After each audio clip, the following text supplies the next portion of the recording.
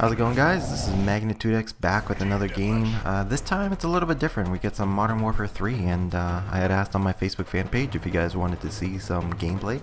One person actually answered with, anything is better than ACR multiplayer at this point in time, and a part of me wants to agree with that statement, and a part of me, knows that a lot of the development team and people at Ubisoft and all the different actual studios that were involved with that game, worked really hard to actually get a pretty decent game, together in about a month's time.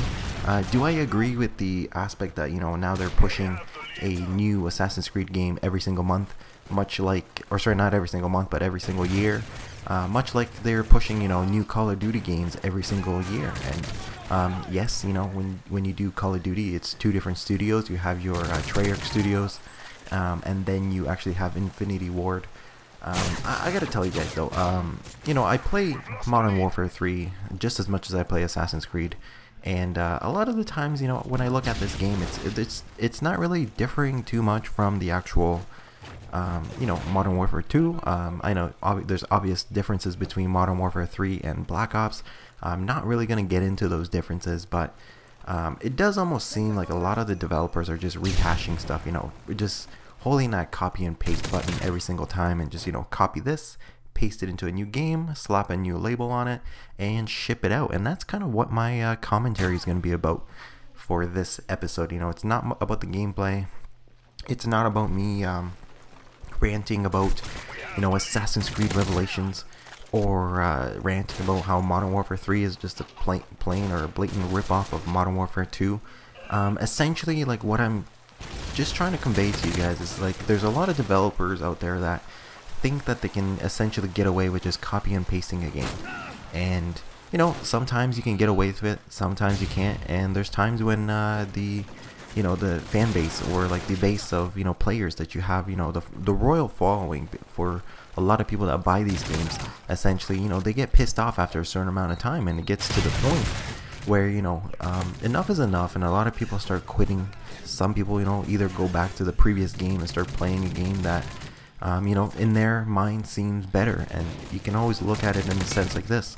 There's so many people that are just getting fed up with Assassin's Creed Revelations that they're actually going back to Assassin's Creed Brotherhood, inventing their own game modes, playing different challenges that they just pretty much just invent and want to, keep themselves interested. And I totally see the point where it's coming from, and people are, having huge doubts about this game, and are having huge problems with the game every single time that they play it. And I see it myself too. I've posted quite a few commentaries complaining about the different problems in the game. And I also see it in this game here too. There's plenty of times when I played this game, due to the fact to, the new compensation lag that they had introduced, the new theater mode that is in the last 2 iterations of this game. Like I'll tell you guys, like, if I want to record a game, I have to turn off the theater mode, and I have to turn on my HD PVR, because otherwise this game is pretty much unplayable. There's people turning the corner, and I'm just getting shot down like no tomorrow. And when you watch that playback, you watch that kill cam afterwards, you see that, like, you barely fired any shots. Like, you see maybe 2 bullets coming out of your gun, and that guy has unloaded his entire clip against you. And when you see it from your point of view, it's not like that. It's actually much different. Like, the person has actually, like, the person actually, like, it seemed like he actually just, like, took out an entire clip against you. And I'm losing my train of thought here, because I'm actually watching this gameplay as I'm playing. But that's the thing, though. It gets to the point where a lot of the development team needs to realize that maybe you shouldn't be pushing out a game every single year, just to, satisfy the wallets of the, the big publishing companies that own you, essentially. Try to put some effort into your games, and stop reusing elements of every game that you, did previously. I mean, yes, you can use old maps, that would be great, old characters, that's always great, add some new features to it. But when it gets to the point where you have one iteration of the game that had certain problems with it, and then you essentially, put out a game a year later, even with a public beta, in the sense of, Assassin's Creed Revelations, the community speaks out about some of the problems that they had noticed in the game, and yet, you know, those problems are still there. People are running into the same problems. You know, people are lagging across the maps. They're having connection issues. They're not able to get into games.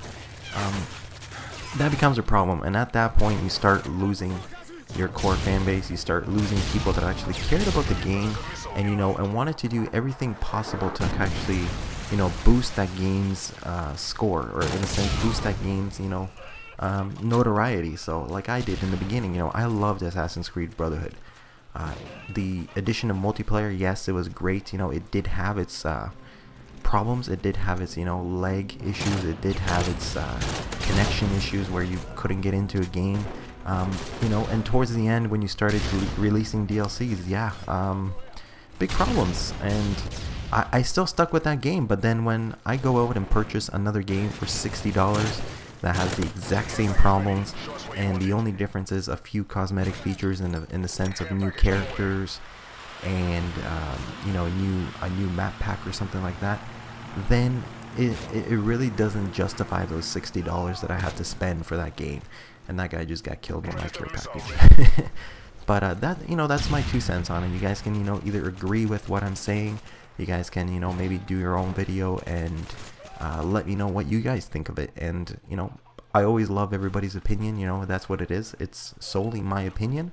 I like to, you know, express it over video, and you know, I'm not gonna crucify anybody for anything. So if you want to leave a comment letting me know what you think of it, whether or not you agree with the fact that these developers are essentially just copying and pasting games and then just changing the box art on it and just, you know, expecting people to go out and buy it. You know, I've seen enough videos where people have taken Modern Warfare 3 and they took clips from Modern Warfare 1 from a single player game, and essentially that single player portion of the map is actually in the multiplayer.